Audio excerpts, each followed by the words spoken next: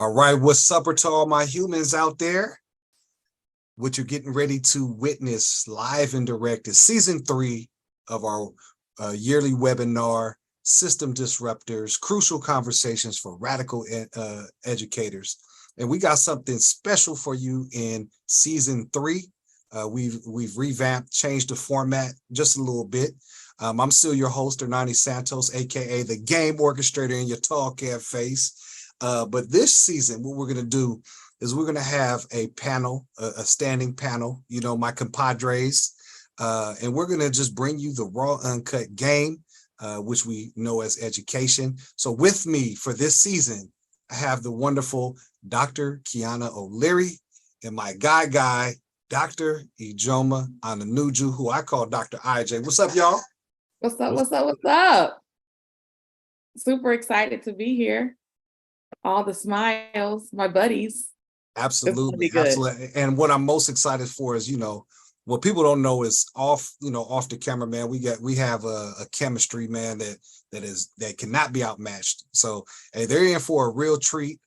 Before we dive into what we're doing, let's just do a round of introduction for the folks out there who maybe just meeted us for the first time. And I'm a gentleman. My mama raised me in a certain way. So ladies first.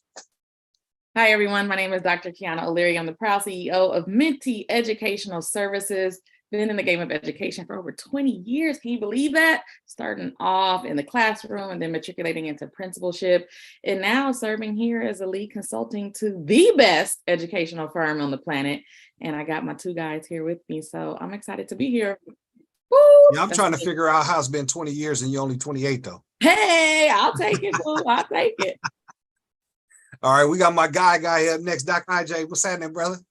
Man, when you said my mama raised me right, I thought you was gonna say you was gonna take off your sunglasses. Hey, you see, I got my hat on. But since you're talking to grown folk, but I guess we'll talk about that later.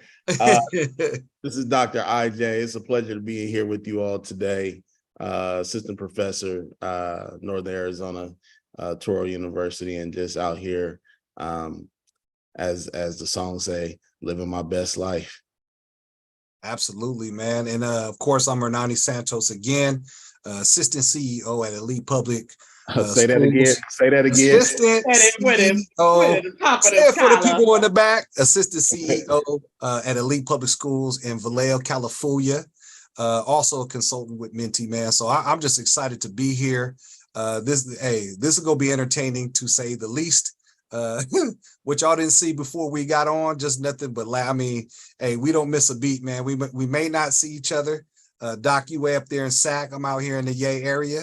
And then Dr. Key, you out there in Houston, H-Town. H-Town, where it goes down. But we get online, it's like we've been together every day, right? So I'm excited. So for this format, we're just gonna shoot through some topics, rapid fire. Just a format that, we feel like it's going to be entertaining, but also informational, right? So, Doc, you and I, we vibe like that, right? So, Absolutely. Great segue into the first topic, right? We in for the grown folks, but my hat is on. You feel me? And I got my 5-minute timer for each segment. Tell me when to go. Hey, because she gonna keep us on point, because you leave it up to me and IJ, man. We're gonna be talking for an hour on one thing. All right, topic number 1. Y'all ready? Ready. All right. Could Deion Sanders' transformation of Colorado University impact university life for all? Because he doing his thing and his thing out there in Colorado.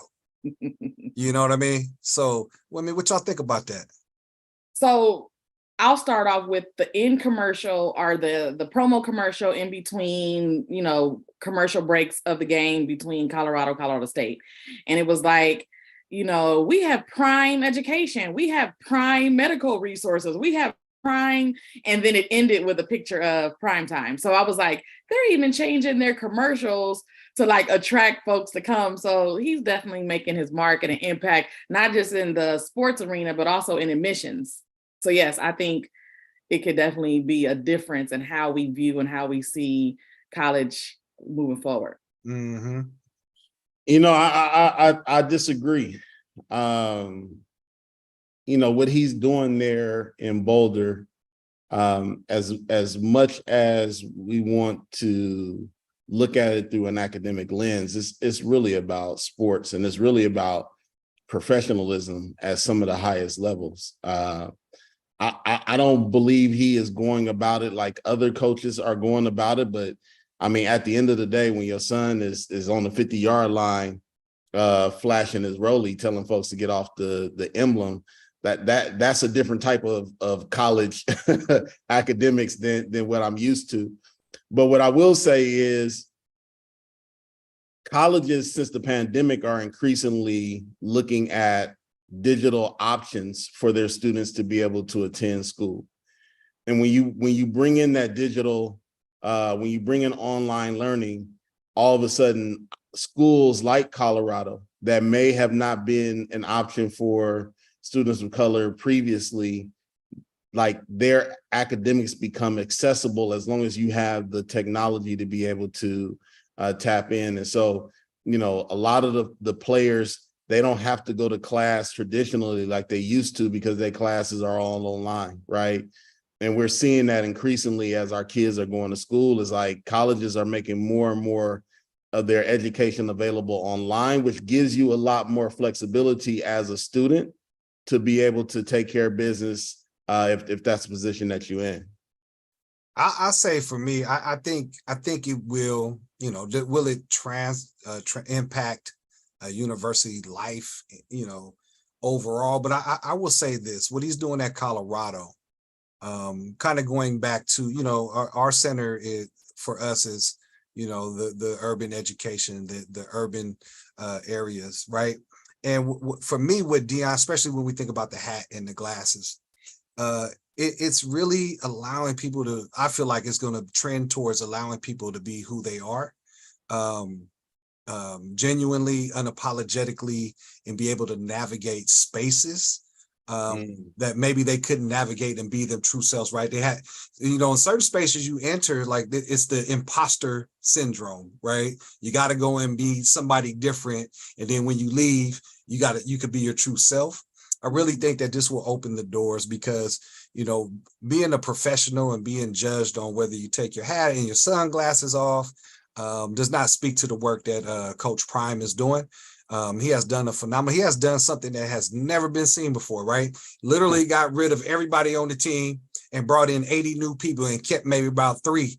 And without missing the beat, has beat TCU, has beaten Nebraska, and it was in a dogfight with Colorado State. Normally, when you bring in that many new people and a whole new coaching staff, it's an adjustment period, right? Mm-hmm. And so I really think like there will be an impact. But I think is for minority people, the impact is going to be, you can be who you are, genuinely still get and let the work speak for you. Now, will it happen all at once? No, but I think that, we chip away at certain things. Even like myself, IJ, you've worked with me before. I do not look like the average principal. I do not look like the average assistant CEO, but the work speaks for itself. You feel me? And it makes me think of this term that I've been really focusing on. I might want to do some research on, which is, instead of teaching people to code switch, we switch the code, right? Like we tell people, this is the code. 18 seconds, fellas.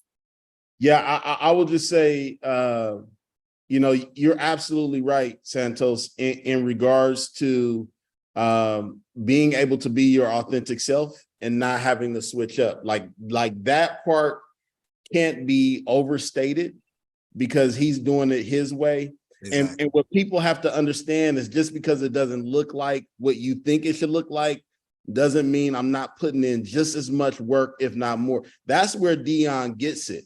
He's like, y'all get so caught up in the outward appearance that y'all not seeing all the work that I'm doing behind the scenes. And that's why you keep getting caught off guard, is because we grinders. We don't take it for granted.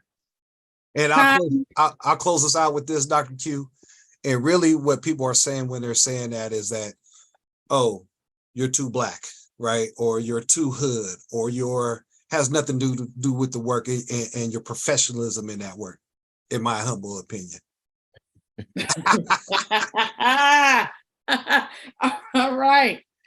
All right. Hey, next topic.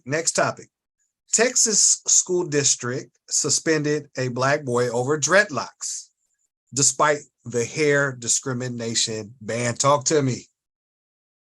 This one is really interesting because Texas kind of faced some challenges a couple of years ago with a similar case, and that case led to the Crown Act, which has been enacted, which really discourages companies and organizations, including schools, from any discriminatory practices regarding hair. And so the fact that this district is like, yeah, and we still gonna keep the party going and suspend the young man, it just speaks volumes to the inequities that our young people are facing, and very similar to the other young man and his family who was able to sue the district and get retributions for the discriminatory practices. I hope that justice is served for this young man as well. You know, what these school districts is saying, especially school districts in certain locations, is they saying we'll spend the money because by the time you get the money, we can kick you out, and it's a process for you to go through the court system, and but we've accomplished our primary goal, which is to kick you out. And so whatever the end price is, it's worth it to us. We'll write that off. We'll pay that off. Somebody will donate that off, like whatever the case may be. But we're gonna get you out of our school today. The court system does not ever move fast enough to provide immediate relief in situations like this, and they understand that. Yeah, pretty much they saying big bank take little bank. You know what I'm saying? Like we go exactly. We gonna keep you in court till you ain't got no more money, and this all gonna go away. You know? Exactly.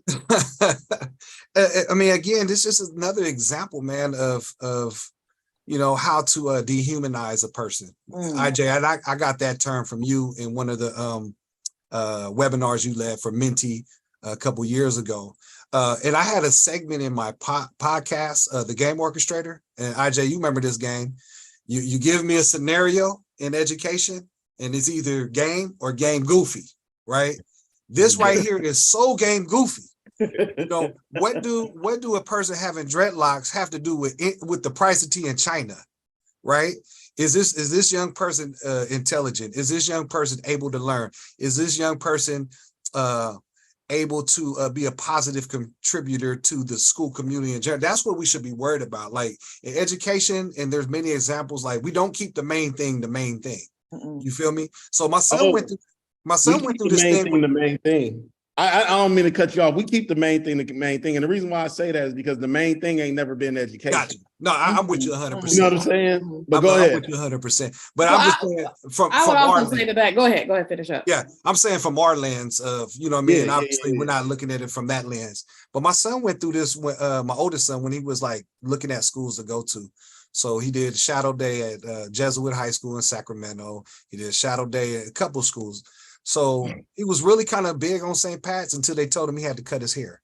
You know what I'm saying? Like if you want to attend here, you got, and this like in 2018, right? And that's why he was like, "No, I'm good on St. Pat's." You know what I'm saying? But like, what does that got to do with anything? But you're right, IJ, right? The system is working exactly how it was designed to work. And I would just say, like, I'm really encouraging now the pull up. I was really happy that my Delta Sigma Theta Sorority Incorporated chapter, we went to a board meeting, and we've decided that we're going to be going to a board meeting for every district within our region, just to let them know, like, you on notice, you on watch.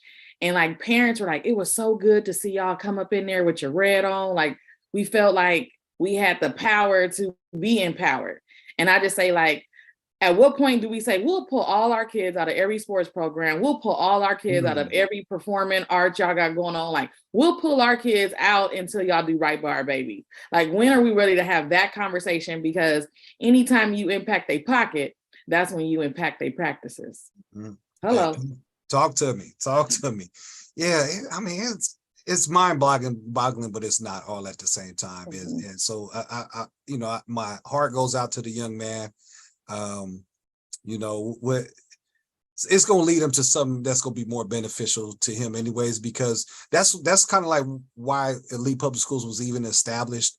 a place where kids can come and be their authentic selves. You come with your dreadlocks. So he needs to be in an environment that's going to uplift and affirm him anyway. But it's still a shame that that's happening in 2023. You know what I'm saying? Time. Look, we did good on that one, huh? Yes. All right, next topic. Should schools or universities embrace ChatGPT?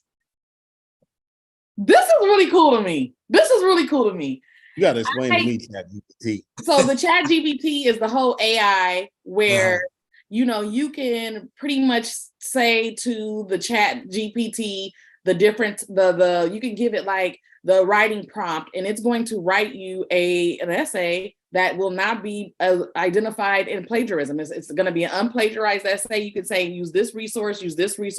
It will pull resources. It will develop the content for you. And so there are many districts that are training people on the new technology. There are students who are already utilizing the app. And so there are teachers who are frantic about honoring the ethics and morals of true education. And I love this because my daughter's professor is like, let me train y'all young bucks on it, because it ain't going nowhere. Just like, all of the other platforms that kids are utilizing in school, they didn't go anywhere. So let's embrace it quicker so then we can get a hold of it and then know how to navigate it and use it for our benefit instead of as our fear and our enemy. Mm. Yeah, this is the calculator for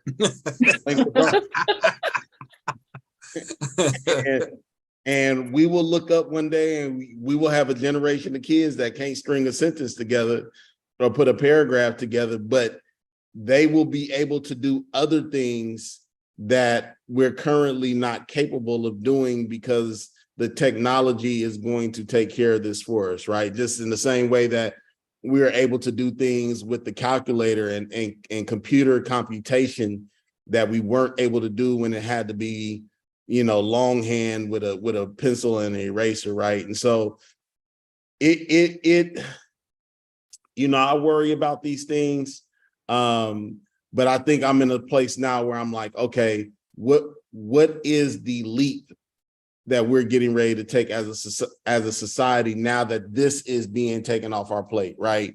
Like, I can't even spell no more because of spell check. Like, whoever invented spell check, curse them. Like, do any of us memorize phone numbers anymore? Like, if you needed to call and make that one phone call, who would you call making your one phone call? Oh, I'd be dead.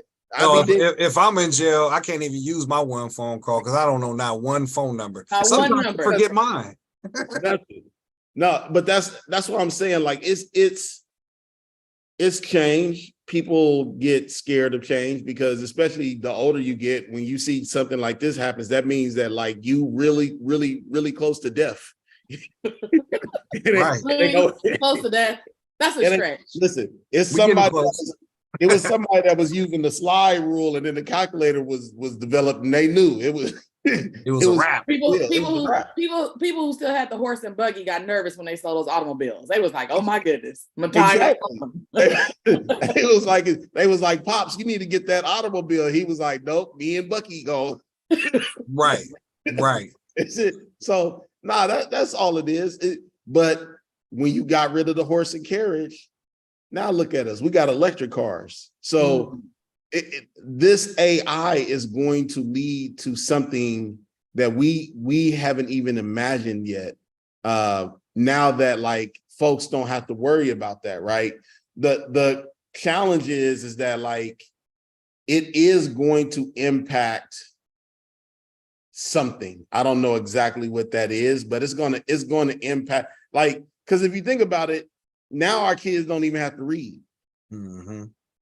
So the AI will allow you to record the entire book, shameless plug, and you can pick the name, or you can pick the artist. You can have like Snoop Dogg reading the book back to you in his voice.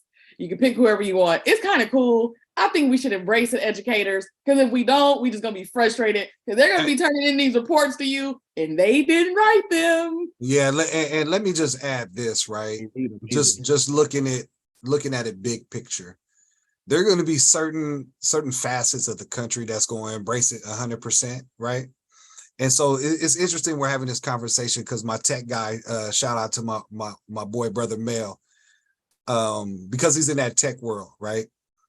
He came to me a couple of weeks ago, and he's done this several times about how worried he is about the opportunity gap and how AI can increase that gap. You know, we were working all these strides to close the gap, but here could be another thing that widens the gap for our students who may not have the opportunity to embrace AI, to be able to function in that world.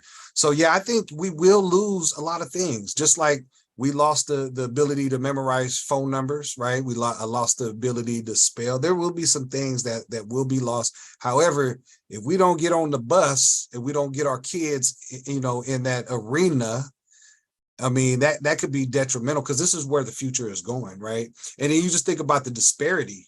Like, how do our babies have access to this, to know about it, to be able to use? So now they're showing up still, you know, typing along, plugging away at a paper, and then a student who has some affluence or whatever is just AI and they done. You know what I mean?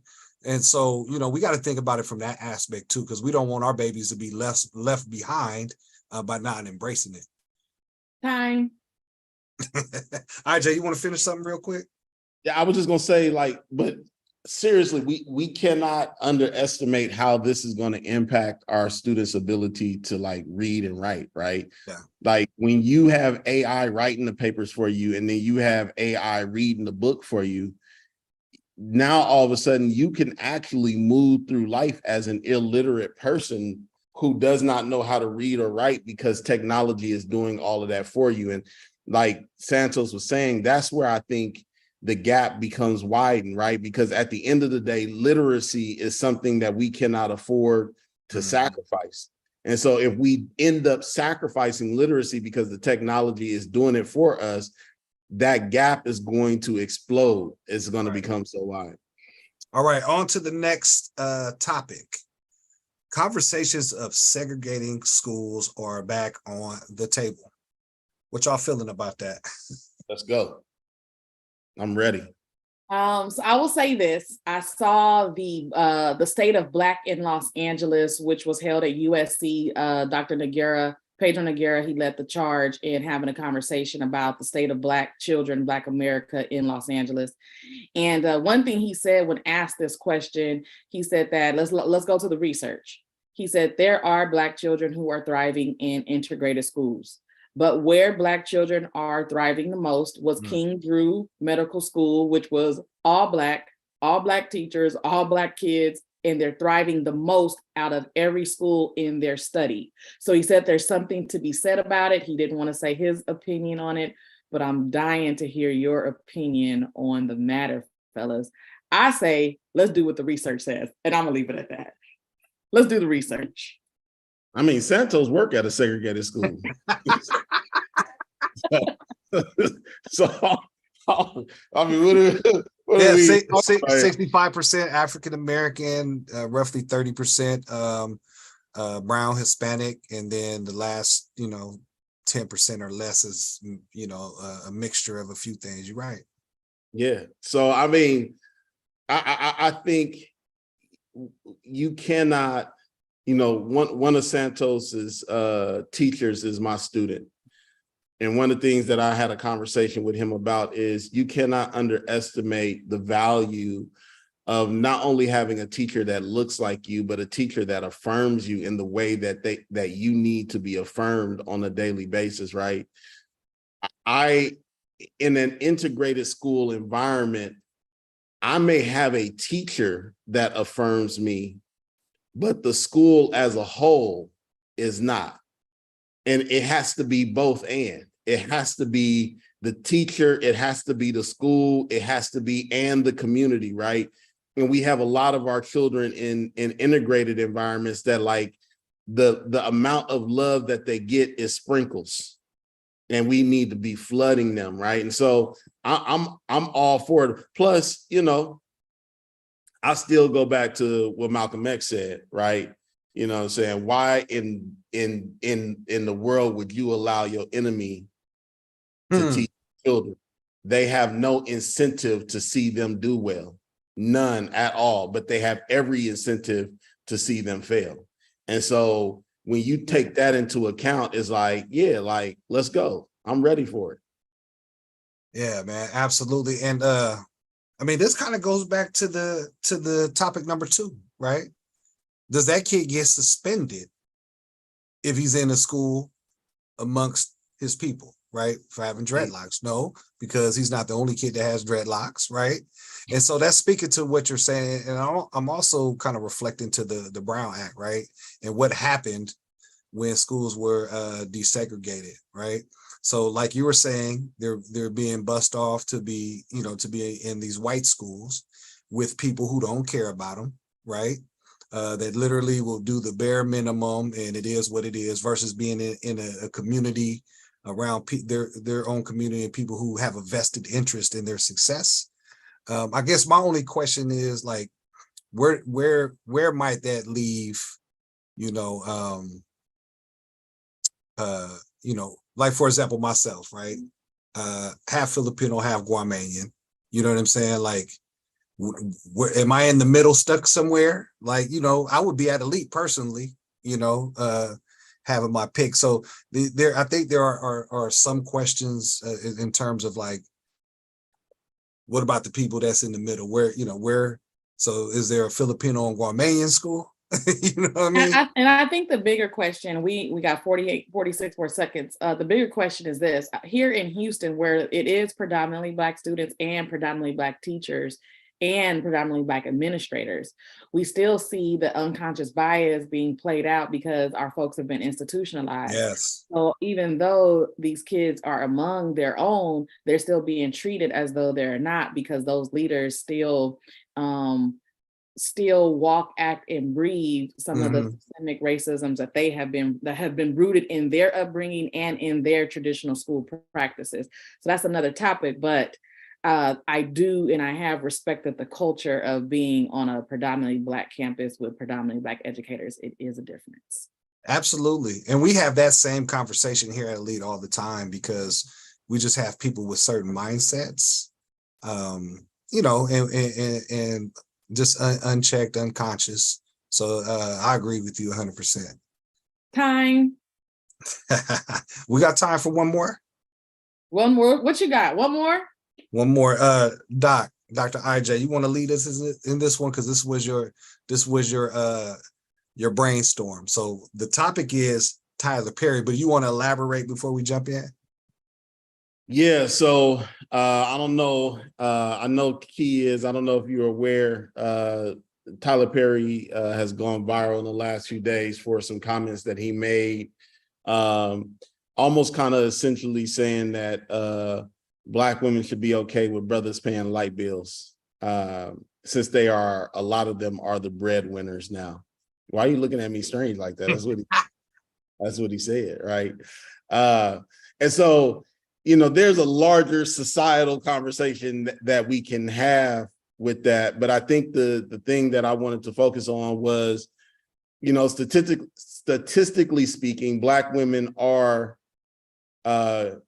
graduating from college at higher rates than African-American men. Black women are being accepted into college at higher rates than Black men. Black women are, buying homes at higher rates and starting businesses at higher rates than Black men. And it all goes back to what is happening in the K through 12 environment, right? And so what can we do to begin to change the situation where our Black boys are seeing the same levels of achievement that our Black women are experiencing? Because, the gap is widening there as well, right? Even for him to even begin to approach that conversation, it shows that there is a crisis of sorts on hand when we think about the disparity that is beginning to exist. And as a CEO of the charter school, I'm sure you probably see it all the time in terms of the performances of Black girls at your school versus the Black boys. And so it was just something that I wanted to bring to the table and see what you all thought about it.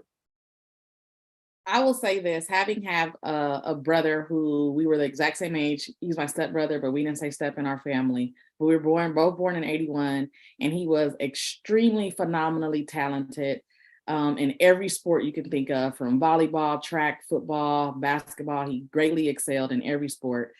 That's what his focus was. Everyone was focused on him being a phenomenal athlete.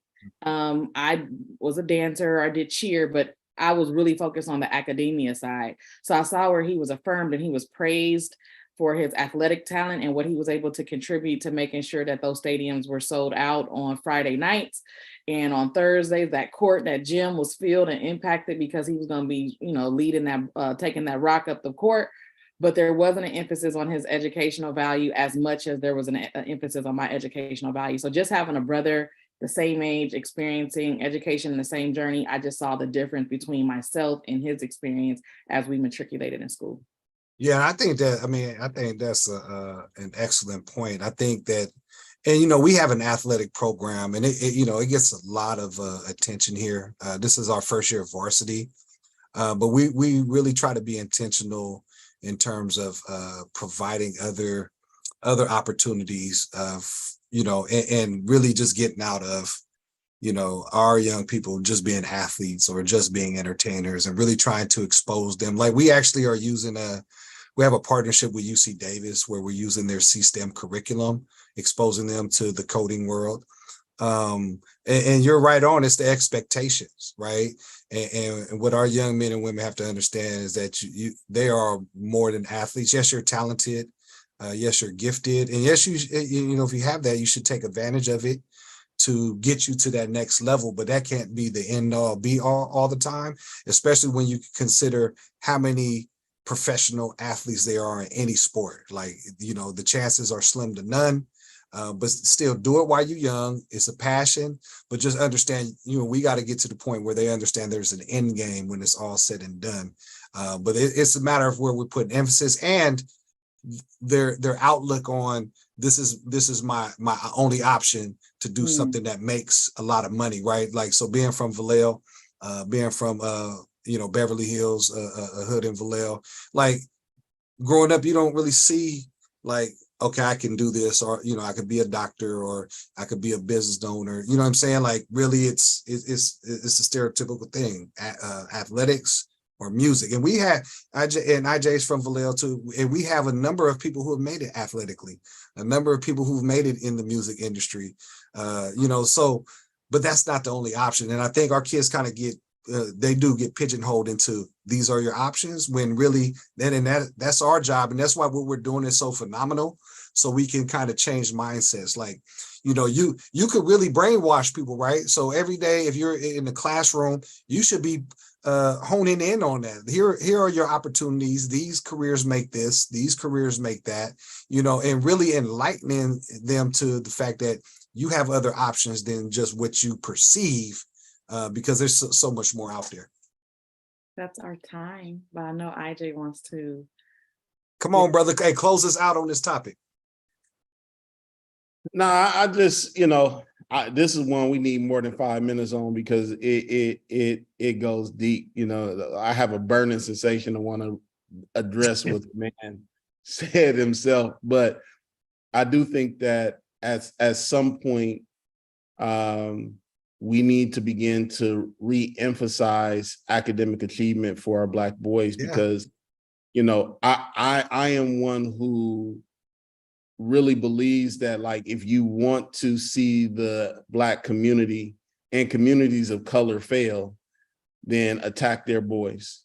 Make sure that their boys are not succeeding in school, and you will have an automatic, because you got to understand, it may not be right, it may not be fair, but this country is still a patriarchal society.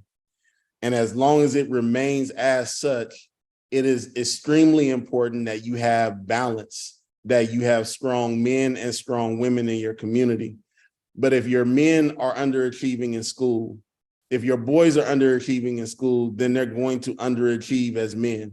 And when they underachieve as men, then that means they're underachieving as fathers, and they're underachieving as husbands, and they're underachieving as mentors. And so at some point, we got to figure this thing out so that we can actually say that our men and our women are challenging each other to be better, pushing each other forward, as opposed to one is taking the load and the other one is falling behind. So those are just kind of my thoughts in general on this.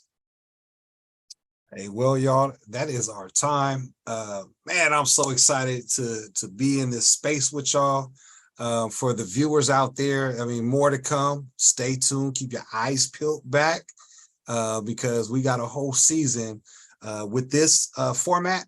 But moving into the next webinar, we're going to have guests on, and we'll be a group together diving into some deep topics. It's really having fun while we're doing it at the same time. But before we get out of here, I do want to mention, and Dr. Key, you can hit us with the dates, but we do have equity conference coming up in the spring of next year. We'll be in Houston. What's the dates again, Dr. Key? March 23rd, 2024 at the University of Houston. We want to see you now, so please save the date. That's right. And you could go to our YouTube page because there are videos there from last year. We were blessed to have Dr. Bettina Love as our keynote speaker. Hey, fire. Like she brought that heat. And so we got something special. We're not going to announce it now, but we got another keynote speaker coming that's going to bring that same passion, that same energy. So make sure you check us out, get signed up ASAP. I'm sure there'll be an early bird special as we are accustomed to. With that being said, did anybody got any closing words? Man, this was dope. No, it was phenomenal. It was like old times. It was so nostalgic. I miss you guys. Oh, IJ ain't got nothing. He just muted on us. And he's done. And he's done. And we're done. And we're out. So with that being said, man, this was a treat to catch us live. If you tuned in, we'll put out the recorded version on our social media platforms. But yeah, this was a treat for y'all, man. So until next time, y'all be smooth, and we appreciate you. We out of here like last year. Yes.